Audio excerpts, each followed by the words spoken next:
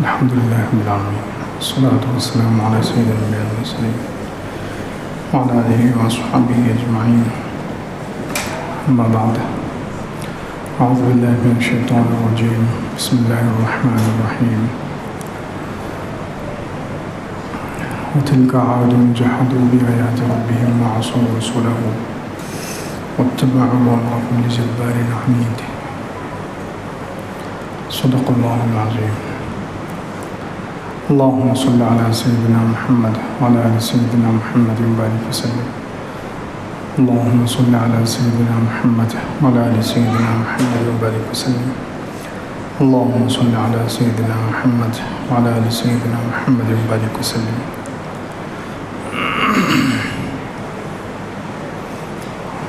بزرگان محترم،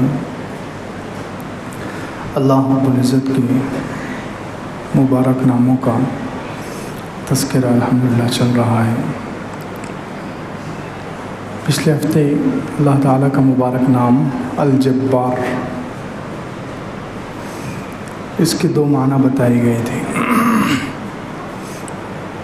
الجبار کا ایک معنی تو ہے کہ اللہ تعالیٰ بلند ہے، اتنا بلند ہے کہ اس تک کوئی نہیں پہنچ سکتا۔ اللہ تعالیٰ بلند ہے، اتنا بلند ہے کہ اللہ تعالیٰ تک کوئی مخلوق، چاہے نبی ہو یا فرشتے، اللہ تعالیٰ تک نہیں پہنچ سکتے۔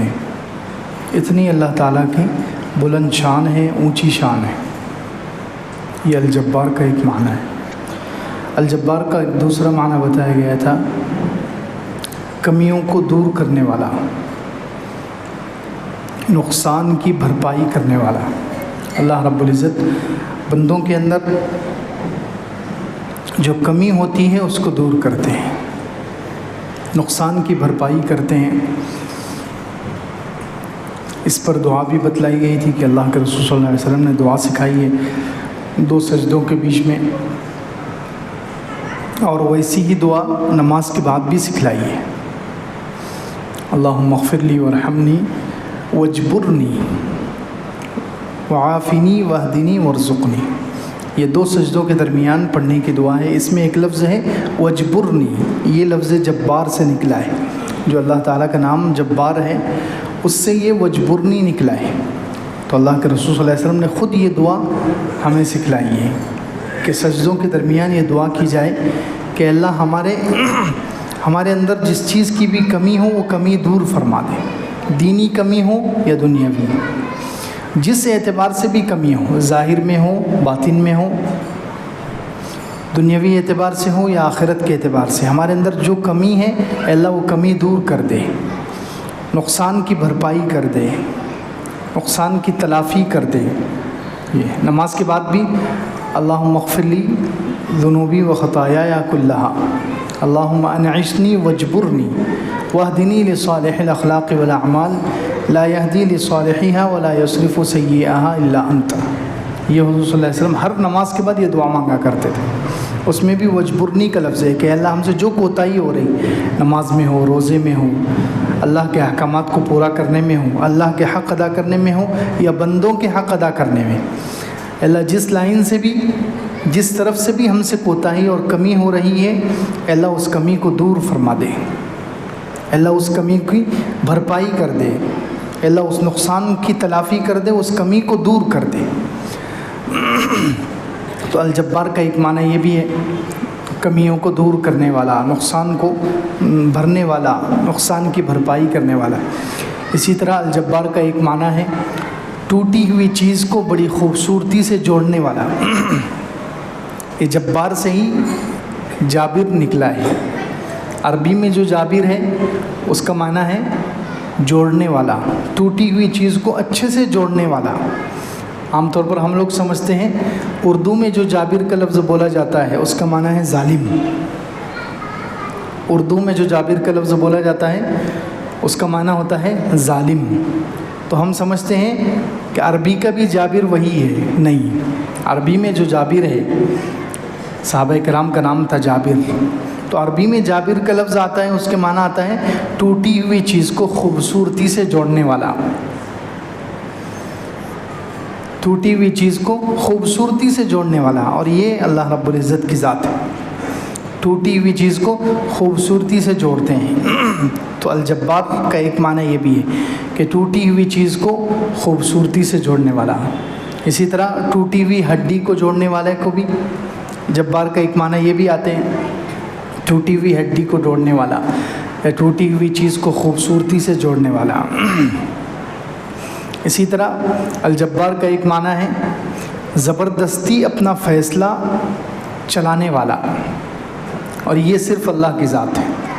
اللہ تعالیٰ جب کسی فیصلے کو چلانا چاہتے ہیں، اپنی کسی بات کو پورا کرنا چاہتے ہیں، اللہ تعالیٰ نے جو ارادہ کر دیا اس کو پورا کرنا چاہتے ہیں، تو پھر اللہ تعالیٰ وہ کر کے رہتے ہیں، دنیا کی کوئی طاقت روک نہیں سکتی۔ یہ الجبار کا معنی۔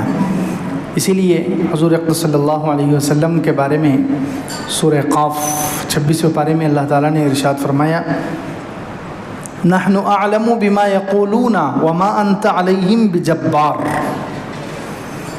کہ یہ کافر جو کچھ کہتے ہیں وہ ہم جانتے ہیں۔ اللہ تعالیٰ نے کہا کافر جو کچھ کہہ رہے ہیں ہم جانتے ہیں، وما انت علیہم بجبار، آپ ان پر جبار بنا کر نہیں بھیجے گئے، یعنی آپ زبردستی اپنی بات منوا نہیں سکتے۔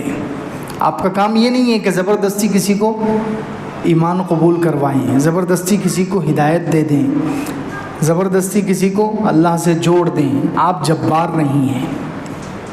تو حضور صلی اللہ علیہ وسلم کے بارے میں کہا کہ آپ جبار نہیں ہیں، آپ کا کام زبردستی اپنا فیصلہ پورا کروانا، اپنا فیصلہ نافذ کرنا، یہ آپ کا کام نہیں ہے حضور صلی اللہ علیہ وسلم کے بارے میں۔ لیکن اللہ رب العزت خود جبار ہیں، وہ جب فیصلہ کر لیتے ہیں تو اللہ رب العزت اس فیصلے کو پورا کر کے رہتے ہیں، کوئی نہیں روک سکتا۔ حضرت موسیٰ علیہ السلام کا مشہور واقعہ ہے کہ ان کو اللہ تعالیٰ نے پیدا کر کے ان کو بچانا چاہا، فرعون کی حکومت کو ان کے ذریعے سے ختم ہونا ہے، تو اللہ رب العزت موسیٰ علیہ السلام کو بچانا چاہتے ہیں اور فرعون ختم کرنا چاہتا ہے، فرعون ختم کرنا چاہتا ہے، بچوں کو 70,000 بچوں کو اس نے ذبح کر دیا، یا بعض روایتوں میں کہ ہزاروں بچوں کو اس نے ذبح کر دیا۔ لیکن بتائیے کس کا فیصلہ پورا ہوا؟ اللہ رب العزت کا، کیونکہ اللہ جبار ہے۔ وہ جب اپنا فیصلہ منوانے پر آتے ہیں تو زبردستی اپنی طاقت سے اللہ رب العزت فیصلہ منوا کے رہتے ہیں، فیصلہ پورا کر کے رہتے ہیں۔ دنیا کے بڑے سے بڑے بادشاہ کی اللہ کے سامنے نہیں چلتی۔ اسی طرح نمرود، حضرت ابراہیم علیہ السلام کے مقابلے میں جو بادشاہ تھا نمرود جس کا نام تھا، اس نے چاہا کہ ابراہیم علیہ السلام کو میں ختم کر دوں، ابراہیم علیہ السلام کو میں قتل کر دوں، ابراہیم علیہ السلام کو میں زمین سے مٹا دوں۔ اس کے لیے اس نے آگ بھی جلائی اور اس کے اندر حضرت ابراہیم علیہ السلام کو ڈال بھی دیا، لیکن اللہ تعالیٰ کا فیصلہ تھا کہ ابراہیم کو مجھے بچانا ہے، ابراہیم کو مجھے بچانا ہے، اس کو زندہ رکھنا ہے، اس کے کام کو آگے چلانا ہے، اس سے بہت سے آگے چل کے دینی کام لینے ہیں، تو اللہ رب العزت نے بچا لیا۔ نمرود آگ میں ڈال کر بھی حضرت ابراہیم علیہ السلام کو ختم نہیں کر سکا۔ کس کا فیصلہ چلا؟ اللہ کا۔ اللہ نے بتایا کہ میں جبار ہوں، میرا جب فیصلہ ہو جاتا ہے تو میں اس فیصلے کو پورا کر کے رہتا ہوں، دنیا کی کوئی طاقت میرے فیصلے کو بدل نہیں سکتی، میرے فیصلے کو ٹال نہیں سکتی۔ کتنے واقعات ہیں حضور صلی اللہ علیہ وسلم کے بارے میں۔ کفار مکہ کے کافر وہ چاہتے تھے کہ ہم ان کو ختم کر دیں گے، ابو جہل اور اس کا لشکر اور اس زمانے کے جتنے کافر تھے وہ سب چاہتے تھے کہ ہم ختم کر دیں محمد صلی اللہ علیہ وسلم کو اور ان کے ماننے والوں کو۔ مکہ مکرمہ میں گنتی کے صحابہ تھے، مکہ مکرمہ میں گنتی کے لوگ تھے جو ایمان قبول کیا تھا جنہوں نے، تو یہ لوگ چاہتے تھے کہ ہم ختم کر دیں حضور صلی اللہ علیہ وسلم کو بھی، محمد صلی اللہ علیہ وسلم اور ان کے ساتھیوں کو ختم کر دیں، اور ان کا جو دین ہے یہ آگے نہ بڑھنے پائے، ان کا دین آگے چلنے نہ پائے، ان کا دین آگے بڑھنے نہ پائے، یہ یہیں ختم ہو جائے۔ لیکن اللہ رب العزت کا فیصلہ کیا تھا کہ مجھے محمد صلی اللہ علیہ وسلم اور صحابہ کو باقی بھی رکھنا ہے اور ان کا دین مجھے قیامت تک چلانا ہے۔ تو کس کا فیصلہ چلا؟ اللہ کا۔ اللہ تعالیٰ نے زبردستی اپنا فیصلہ چلا کے بتایا۔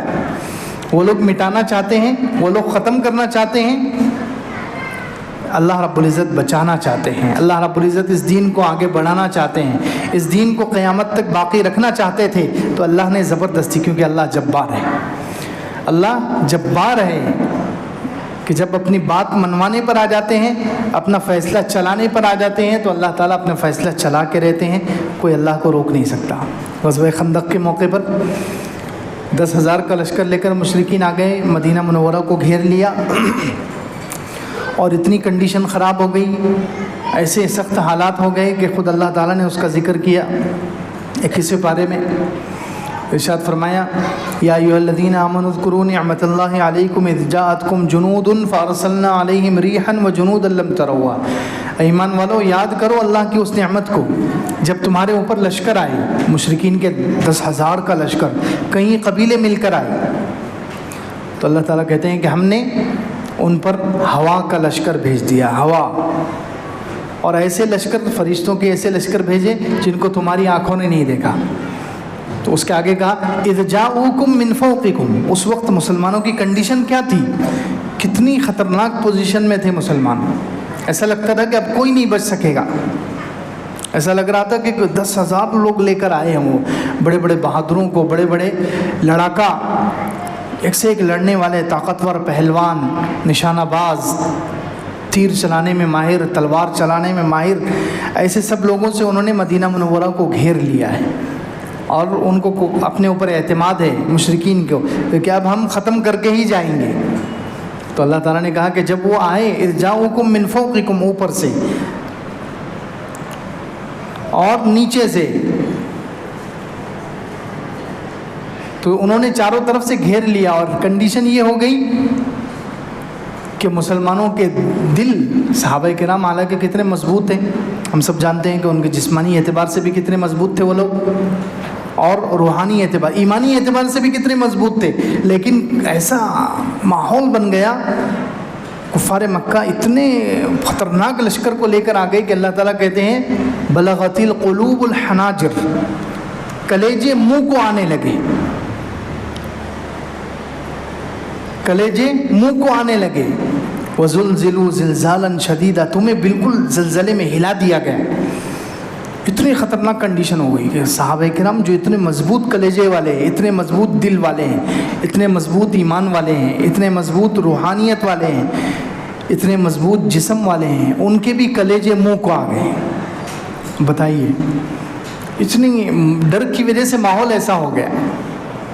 تو وہاں پر دنیا یہ دیکھ رہی تھی، مشرکین یہ سمجھ رہے تھے کہ ہم نعوذ باللہ محمد صلی اللہ علیہ وسلم کو اور پورے صحابہ کرام کو آج ختم کر کے جائیں گے، لیکن اللہ رب العزت نے ایسی مدد فرمائی، اللہ جبار ہے، اللہ نے فیصلہ کیا کہ مجھے ان کو بچانا ہے، مجھے محمد صلی اللہ علیہ وسلم کو بھی، میرے نبی کو اور صحابہ کرام کو بچانا ہے، تو اللہ رب العزت نے ہوا بھیج دی، فرشتوں کو بھیج دیا۔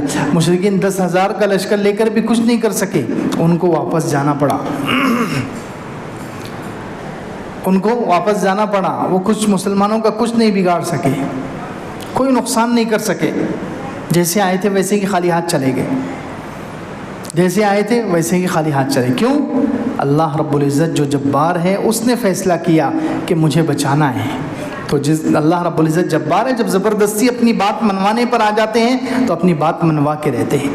اسی لیے قیامت کے دن جب سارے انسان کھڑے ہوں گے اللہ رب العزت کے سامنے، صحیح ہے بخاری شریف میں ہے کتاب التوحید میں کہ قیامت کے دن ساری مخلوق، سارے انسان اللہ رب العزت کے سامنے ہوں گے، تو اللہ رب العزت اعلان کریں گے، اللہ کی طرف سے اعلان کیا جائے گا، ایک منادی پکارے گا کہ جو جس کی عبادت کرتا تھا وہ اس کے پاس چلا جائے، جو سورج کی عبادت کرتا تھا وہ سورج کے پاس چلا جائے، چاند کی عبادت کرتا تھا چاند کے پاس چلا جائے۔ عیسائی لوگ صلیب کی عبادت کرتے ہیں، وہ کراس جو نشان ہوتا ہے، تو ان سے کہا جائے گا تم اس کے پاس چلے جاؤ۔ جو بتوں کی عبادت کرتے ہیں، طاغوت کی عبادت کرتے ہیں، پتھروں کی عبادت کرتے ہیں، مورتیوں کی اور درختوں کی عبادت کرتے ہیں، جو جس کی عبادت کرتا ہے وہ اس کے پاس چلا جائے۔ تو سب چلے جائیں گے، سارے مشرکین، جو جس کی عبادت کرتا تھا وہ اس کے پاس، وہ اس کے ساتھ چلا جائے گا۔ اب بچ جائیں گے مسلمان، اب اللہ رب العزت کے سامنے ہوں گے مسلمان۔ اب مسلمان کہیں گے کہ اللہ ہم تو آپ کی عبادت کرتے تھے، ہم آپ کو دیکھنا چاہتے ہیں۔ تو اللہ رب العزت پھر اللہ رب العزت ان کو اپنا دیدار کروائیں گے. وہاں حدیث میں الفاظ ہے فَيَأْتِيهِمُ الْجَبَّارُ، کیونکہ وہاں اللہ رب العزت جبار، یعنی سارے اختیارات جو ہیں وہاں صرف اللہ کے ہاتھ میں ہوں گے. وہاں کسی کے پاس کوئی اختیار نہیں ہوگا، وہاں کسی کے پاس کوئی اختیار نہیں ہوگا کہ وہ کچھ کر سکے، وہ اللہ کا فیصلہ بدلوا سکے. کسی انسان کے پاس کوئی اختیار نہیں ہوگا. اللہ رب العزت جبار ان کے پاس، وہاں حدیث میں الفاظ استعمال کیا گیا اسی مناسبت سے، کیونکہ قیامت کے دن ساری طاقتیں اللہ کے پاس ہوگی. انسانوں کو دنیا میں جو اللہ تعالیٰ نے اختیار دیا ہے وہ اختیار واپس لے لیں گے، اور وہاں صرف اختیار اللہ کا چلے گا. اس لیے وہاں حضور صلی اللہ علیہ وسلم نے لفظ استعمال کیا فَيَأْتِيهِمُ الْجَبَّارُ. اللہ رب العزت جبار ان مسلمانوں کے پاس آئے گا ایسی شکل میں جس کو وہ پہچانتے ہیں، یعنی اللہ رب العزت کا دیدار کریں گے ایمان والے. اور کافر کہیں گے، کافر ان کے معبودوں کے پاس جائیں گے، پھر ان کو پیاس لگے گی، اللہ رب العزت جہنم لائیں گے ان کے سامنے. کافروں کے سامنے جہنم کو لایا جائے گا سراب کی شکل میں. کی شکل میں؟ سراب.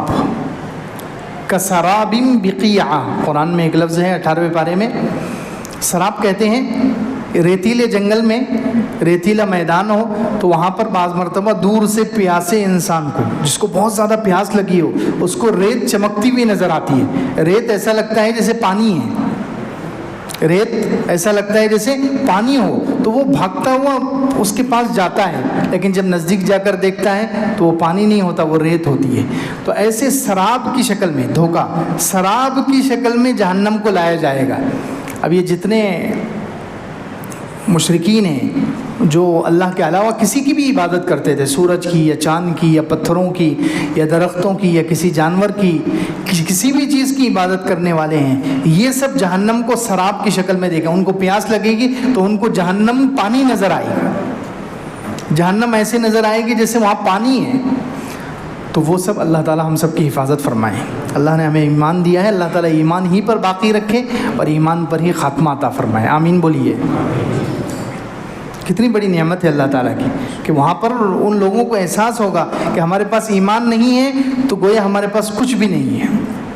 ایمان نہیں تھا ان لوگوں کے پاس تو مشرکین کتنے پریشان ہوں گے. تو جہنم ان کو سراب کی شکل میں نظر آئے گی، پیاس لگے گی تو جہنم ان کو پانی کی شکل میں نظر آئے گی. وہ نزدیک جائیں گے اور پانی سمجھ کر جہنم میں کود جائیں گے. اللہ اکبر. اللہ حفاظت فرمائے. آمین.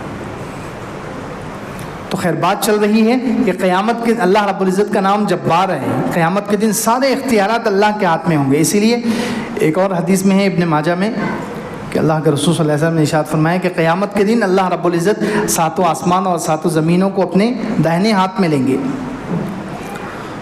اور اس وقت اللہ رب العزت فیقول الجبار، اللہ رب العزت جبار کہے گا لمن الملک اليوم، کس کی بادشاہت ہے آج؟ این ملوک الارض، کہاں ہیں زمین کے بادشاہ؟ این الجبابرہ، کہاں ہیں جبار تکبر کرنے والے؟ زمین میں جو انسان ہو کر بھی جبار بننے کی کوشش کرتے تھے، وہ چاہتے تھے کہ میرا فیصلہ چلے، میری بات مانی جائے، ہر شخص میرے سامنے جھکے. ایسے ظالم لوگ، یہ کوئی ضروری نہیں ہے کہ فرعون ہی ہو، یہ کوئی ضروری نہیں ہے کہ بادشاہ ہی ہو. بہت سارے لوگ گھر میں رہ کر بھی جبار ہوتے ہیں، بہت سارے لوگ گھر میں رہ کر بھی جبار ہوتے ہیں، اپنے خاندان کے سلسلے میں جبار ہوتے ہیں، اپنی گلی میں وہ جبار بنتے ہیں. وہ چاہتے ہیں کہ بس میری بات مانی جائے، سب میرے حکم کے تابع چلے، میں ظلم کروں سب برداشت کریں، میں جو بھی حکم دوں، جیسا بھی حکم دوں، سب میری بات مانیں. تو ایسے سب جباروں کو اللہ رب العزت آواز دیں. کہاں ہیں وہ جبار؟ ظالم، تکبر کرنے والے، یہ سمجھنے والے کہ میرا فیصلہ چلتا ہے. کہاں ہیں ایسے لوگ؟ انا الجبار، میں ہوں جبار.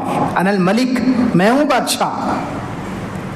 قیامت کے دن صرف اللہ رب العزت کا فیصلہ چلے گا. تو الجبار کا ایک معنی یہ ہے کہ اپنا فیصلہ زبردستی منوانے والا، اپنا فیصلہ زبردستی چلانے والا.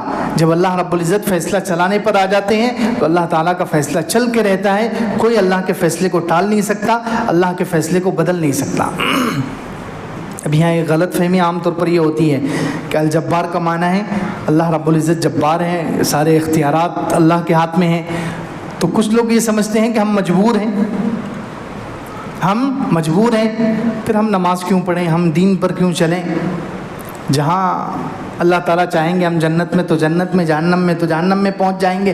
نماز پڑھنے کی اور اعمال کی کیا ضرورت ہے؟ ہم تو مجبور ہیں.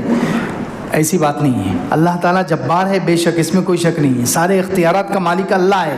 لیکن دنیا میں اللہ تعالیٰ نے انسانوں کو اتنا مجبور نہیں بنایا. کچھ چیزوں کے بارے میں اللہ تعالیٰ نے انسانوں کو اختیار دیا ہے. ہاں کچھ چیزوں میں انسان مجبور ہے، کچھ چیزوں میں انسان مجبور ہے. جہاں انسان مجبور ہے وہاں اللہ تعالیٰ پوچھ نہیں کریں گے، یہ اللہ تعالیٰ کا ضابطہ ہے. جس چیز میں انسان مجبور ہے اس چیز کے بارے میں اللہ تعالیٰ پوچھیں گے نہیں، سوال نہیں ہوگا اور اس پر کوئی بدلہ نہیں ملے گا. جیسے مثال کے طور پر کالا ہونا یا گورا ہونا، کوئی انسان کالا ہے کوئی گورا ہے، اس میں انسان کا کوئی اختیار ہے؟ اس میں انسان مجبور ہے. اللہ تعالیٰ نے جس کو جیسا بنا دیا ویسا ہی بننا ہے.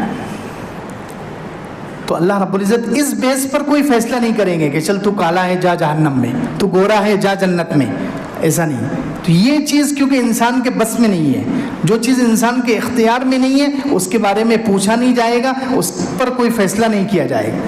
جیسے انسان کا کسی خاندان میں پیدا ہونا، اونچے خاندان میں یا نیچے خاندان میں پیدا ہو گیا، اس میں انسان کو کوئی اختیار نہیں. اللہ نے جس کو جہاں چاہا جس خاندان میں چاہا پیدا کر دیا.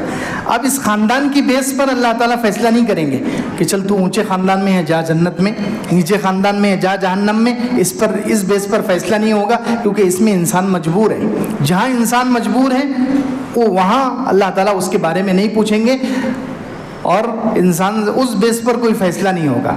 اونچا ہونا چھوٹا ہونا، کس زمانے میں پیدا ہونا، ہم اس زمانے میں پیدا ہو گئے. ہم میں سے کوئی ہم سوچتے کہ ہم 100 سال پہلے پیدا ہو جاتے تو ہمیں اختیار تھا؟ نہیں تھا. ہمیں تو اس زمانے میں ہی پیدا ہونا تھا کیونکہ اللہ نے ہمارے لیے فیصلہ کر لیا ہے. جو حضور صلی اللہ علیہ وسلم کے زمانے میں پیدا ہو گئے صحابہ، ان کو اسی زمانے میں پیدا ہونا ہے. تو اس بیس پر کوئی فیصلہ نہیں ہوگا کہ چلو تم میرے نبی کے زمانے میں پیدا ہو گئے اس لیے تم جنتی، تم میرے نبی سے دور کیوں پیدا ہوئے، جاؤ جہنم میں. ایسا نہیں ہے. جو چیزوں کے بارے میں انسان مجبور ہے اس پر اللہ تعالیٰ کوئی فیصلہ نہیں کریں گے اور اس کے بارے میں پوچھا نہیں جائے گا. ہاں جس کے بارے میں انسان کو اختیار ہے اس کے بارے میں ضرور پوچھا جائے گا. وہاں انسان یہ نہیں کہہ سکتا کہ میں تو مجبور تھا، اے اللہ میں کیسے نماز پڑھتا، میں کیسے دین پر چلتا، میں تو مجبور تھا، آپ نے مقدر میں لکھ دیا تھا اس لیے میں جہنم میں جا رہا ہوں. نہیں. دنیا کے بارے میں ہم دیکھیں، دنیا کے بارے میں انسان جو ہے، انسان کے سامنے گرم پانی رکھا ہوا ہے، گرم پانی رکھا ہوا ہے کھولتا ہوا، کوئی بھی انسان یہ سوچ کر کہ میں تو مجبور ہوں، میں تو مجبور ہوں، چلو ہاتھ ڈالو اندر، ڈالتا ہے کوئی کہ میں تو مجبور ہوں؟ یہ سوچ کر کوئی بھی اس میں پانی میں ہاتھ نہیں ڈالے گا. آگ جل رہی ہے، کوئی یہ سوچے کہ میں تو مجبور ہوں، چلو میں آگ میں کود جاتا ہوں. اجازت ہے اس کی؟ کوئی کودے گا یہ کہہ کر؟ اور اگر کود جائے تو کیا اللہ تعالیٰ اس کو معاف کریں گے؟ اسی طرح کسی گھر میں چور آ گئے، اب وہ سب قیمتی چیزیں اٹھا رہے ہیں، لیپ ٹاپ، فون، زیورات، پیسے، اور چوروں نے کہہ دیا، اعلان کر دیا کہ دیکھو تم سب مجبور ہو، یہ مقدر میں تھا کہ تمہارے گھر میں چوری ہونے والی ہے، ہم آ گئے ہیں، تم مجبور ہو اس لیے خاموش رہو، شور نہیں مچانا. تو کیا وہ گھر والے شور نہیں مچائیں گے؟ مچائیں گے. وہ کہیں گے کہ ہمیں اس بارے میں اختیار ہے، ہمیں طاقت ہے، ہم روک سکتے ہیں، یا ہمارے اندر طاقت نہیں ہے تو کم سے کم ہم چلا کر دوسروں کو جمع کر سکتے ہیں، پولیس کو بلا سکتے ہیں.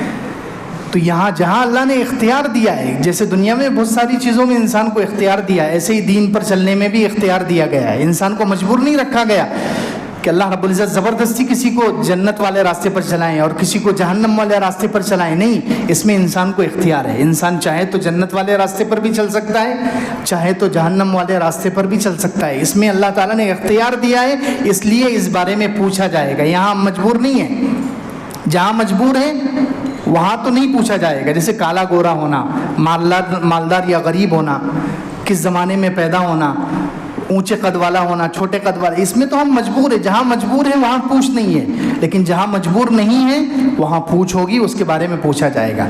خیر، بات چل رہی ہے الجبار کا ایک معنی یہ ہے کہ اللہ رب العزت کا فیصلہ چلتا ہے، اللہ رب العزت اپنا فیصلہ چلاتے ہیں. تو اس نام کا تقاضا کیا ہے؟ اس نام کا تقاضا یہ ہے کہ ہم اللہ رب العزت کے سامنے جھک جائیں، اللہ کے حکم کے سامنے ہماری گردن جھک جانی چاہیے. الجبار نام کا تقاضا یہ ہے کہ اللہ کا حکم جہاں سامنے آ جائے وہاں ہم سرکشی نہ کریں. کچھ قوموں کا اللہ تعالیٰ نے، جیسے قوم عاد کا اللہ تعالیٰ نے تذکرہ کیا، تلک عاد جحدوا بآیات ربہم، 12ویں پارے میں، کہ وہ قوم عاد تھی جنہوں نے اپنے رب کے حکم سے انکار کیا، سرکشی کی. وعصوا رسله، ہمارے رسولوں کی انہوں نے نافرمانی کی.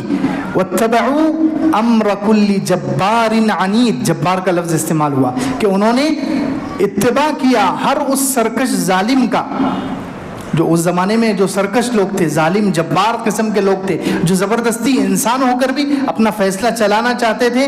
یہ قوم عاد نے ان کی بات مانی، اس لیے وہ جہنم میں جائیں گے.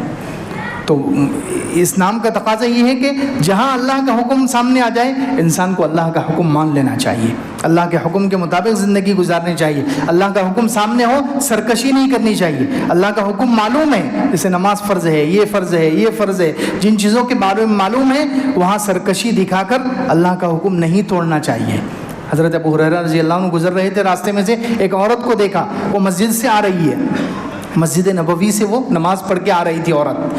ظاہر سی بات ہے صحابیہ ہوگی، لیکن اس عورت نے بہت زیادہ تیز خوشبو لگائی تھی. اس عورت کے جسم پر بہت تیز خوشبو مہک رہی ہے، اور اس کے کپڑے زمین پر آگے پیچھے بہت زیادہ لمبے کپڑے ہیں.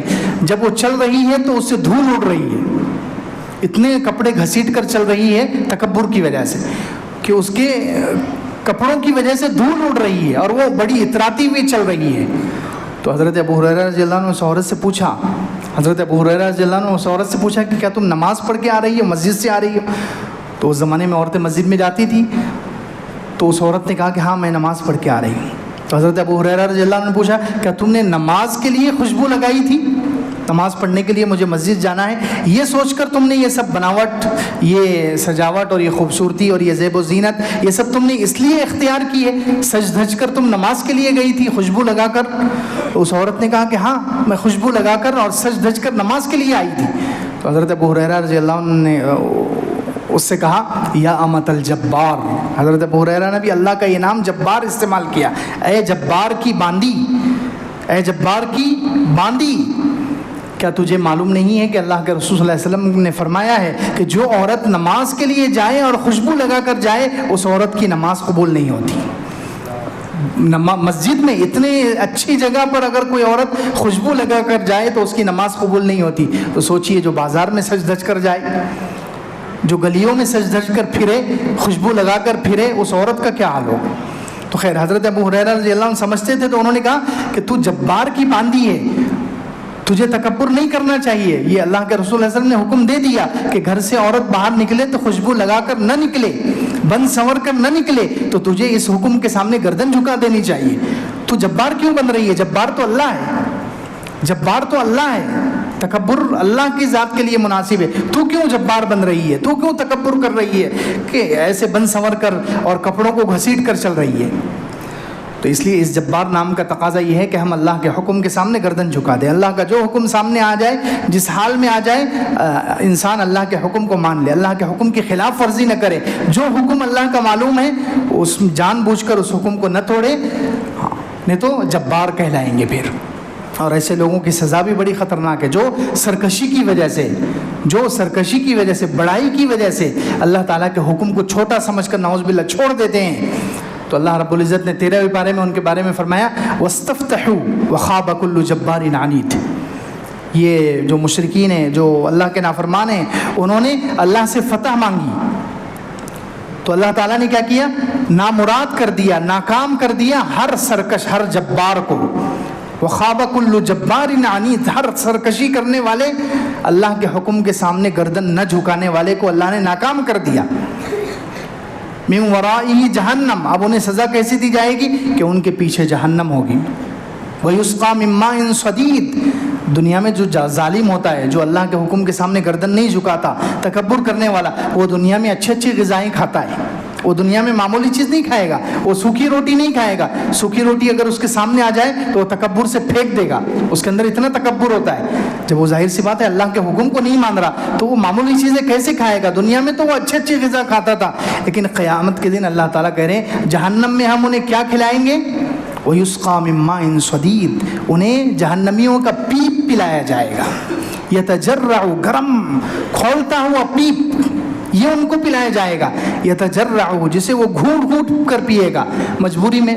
ظاہر سی بات ہے گرم گرم بھی ہے اور دل بھی نہیں چاہ رہا پینے کے لیے، لیکن اس کے علاوہ کوئی چارہ نہیں ہے. یتجرع ولا یکاد یسیغہ، وہ گھونٹ گھونٹ کر کے پیے گا، نگلنا چاہے گا لیکن نہیں نگل سکے گا۔ وَيَأْتِيهِ الْمَوْتُ مِنْ كُلِّ مَكَانٍ، اسے لگے گا کہ جیسے ہر طرف سے موت آ رہی ہے لیکن مرے گا نہیں، یہی عذاب ہوتا رہے گا۔ تو خیر، جبار نام کا تقاضا یہ ہے کہ ہم اللہ کے حکم کے سامنے گردن جھکا دیں، اللہ کا جو حکم آئے اسے مان لے، اللہ کے حکم کے سامنے سرکشی نہ کریں۔ اللہ رب العزت سے دعا ہے اللہ تعالیٰ ہمیں عمل کی توفیق عطا فرمائے۔ وآخر دعوانا الحمدللہ۔